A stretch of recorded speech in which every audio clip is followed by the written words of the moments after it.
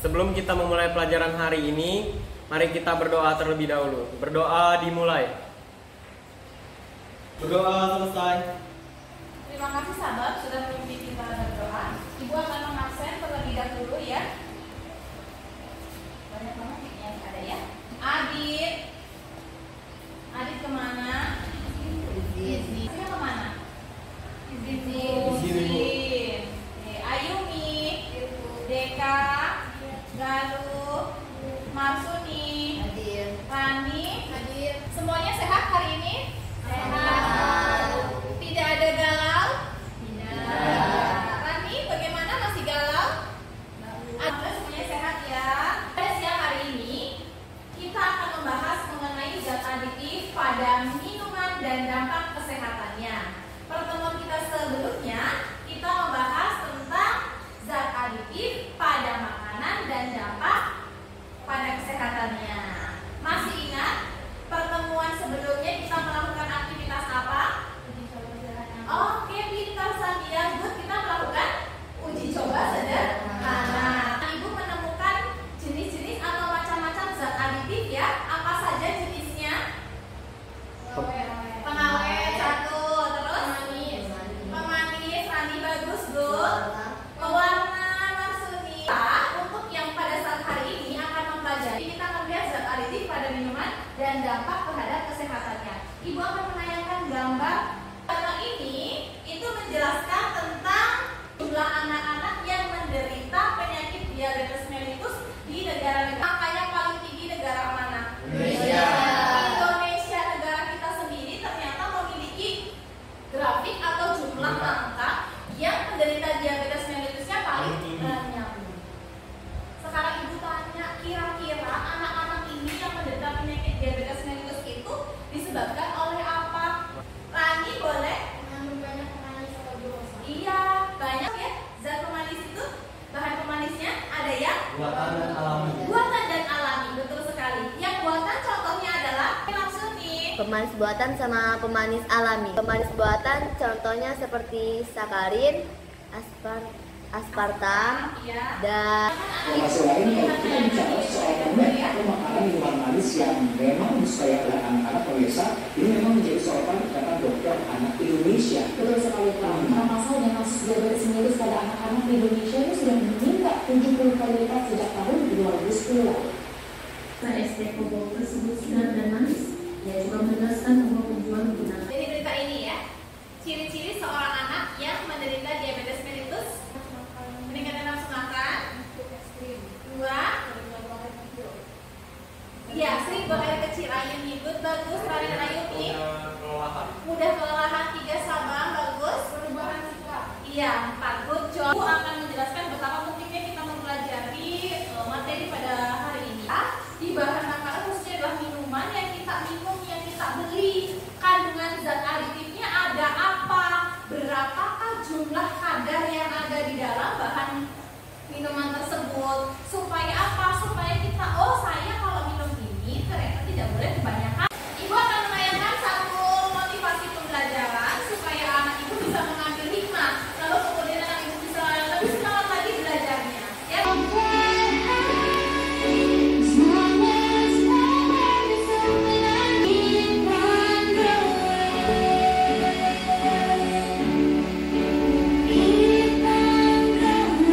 Komputasi dasar yang akan kita lakukan pada siang hari ini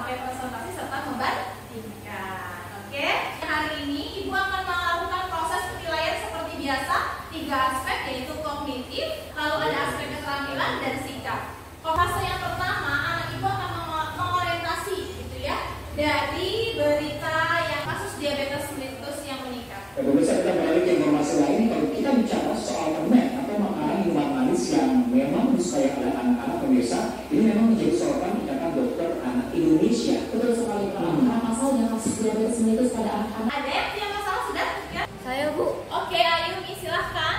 apakah teh bobok tersebut penyebab adanya penyakit diabetes mellitus? Bagus sekali. Oke, Sandia, ada masalah apa dari 2 video tersebut? Apakah minuman yang ada di sekitar kita adalah penyebab dari meningkatnya penyakit diabetes mellitus?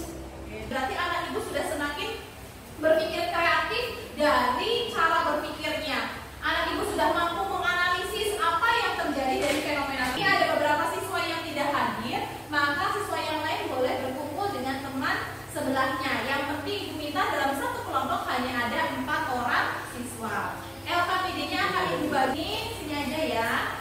Kelompoknya Alvaro dan teman-teman.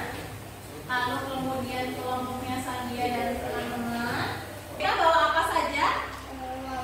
Kaleng, Monty sama Pop Ice. oh sama pop ice. Oke.